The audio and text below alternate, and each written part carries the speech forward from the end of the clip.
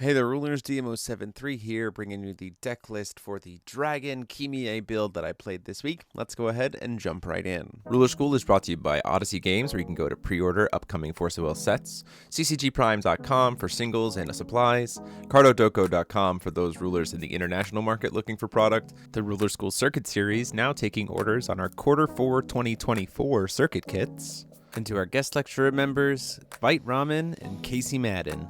Class is in session. So here is the list. As always, you can check the link right below and forget the Force of Wind list to tool around with it yourself. And a huge thanks to Ryan Lilly for sending me the initial version of this build that I can kind of tweak to my personal preference. This is a really fun take on Kimihe. It is making use of the fact that she can apply stat negs to things, and then just making use of generic good green cards to kind of ramp up and play through and get some value off the fact that your stuff's getting, you're probably going to win a lot of trades because the thing that they're hitting is going to probably have stat minus counters on it.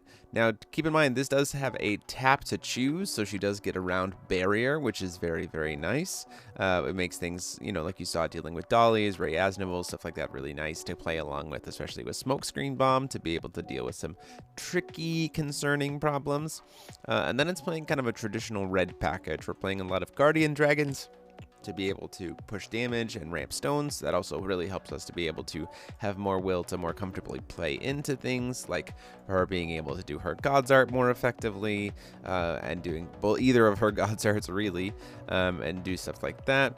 We're also playing, obviously, pollution amplifiers because we do want to be able to grab pollution and re-amplify our cards here, as well as once we hit pollution, start putting -1/-1 counters on things. Deck's also playing dodgy because we're playing dragons. It's a good way to deal with burn. It's essentially additional ways to also mess with life gain and a draw engine package. You saw before, we're playing Sympathy of Fire and Wind to help, again, ramp us up and then also deal some damage and spot remove. 2-drops are coming in pretty big this format, so Goliath's Command Point is pretty good in those situations, especially because it also can hit things that aren't quick cast. And then obviously 2 copies of Goliath's Command New Instructions. We have a lot of green cards, and we want to keep our resonators safe that are on the field. We have 1-drops, 2-drops, 3-drops, and then Kimihe herself can be 0. So Goliath's New Command can get you a lot of good value off of it. We're playing 3 copies of Awakening of the Flame King, primarily because they're really fun ways to cheat in Vega and Electra, and specifically instant speed Replicant Shiva.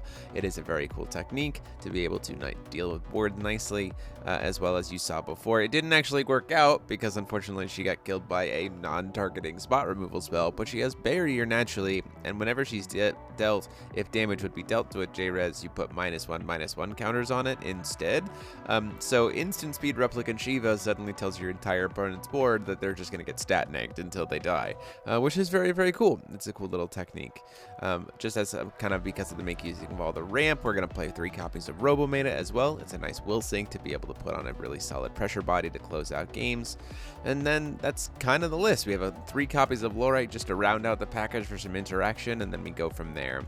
Chain Sickle and Rapier are the 2 we are playing to be able to get off of Vegan Electra. I will say that there was a little bit of an error in the feature match in the fact that because of the updated CR, if something with Eternal has enough damage to be killed, all of that damage is removed. I honestly forgot about that when we were recording the match, so you can't have like things that have Eternal but should be dead suddenly die as soon as Chain Sickle hits the board. So you'd want to put Chain Sickle first and then play the Replicant Shiva. Would have just reversed the turn order of exactly what I have done there to get the Chain Sickle and then play the Shiva to burn out the board. But as you see, there's a lot of cool things this deck can do. It's just a little bit of a splash of darkness. You can probably play around with the stone base a little bit too, based on your thoughts. And the main reason why we're playing 3 copies of Lichen Blood is because we're doing things that put stones into play tapped anyway. And we can also search for stones too, so we can like find the 3rd one and put it into play tapped. So we don't really care about playing more than 2. So that is the list. Hope you guys liked it. Again, huge thanks to Ryan Lilly for sharing the initial base list for me. It was fun to kind of take this other approach on a red-green approach to the Skulk build as opposed to red-blue that I was playing with Bianchi. But let me know what you guys have been trying with this ruler in the comment sections down below. And until next time, this is DMO73 saying class dismissed.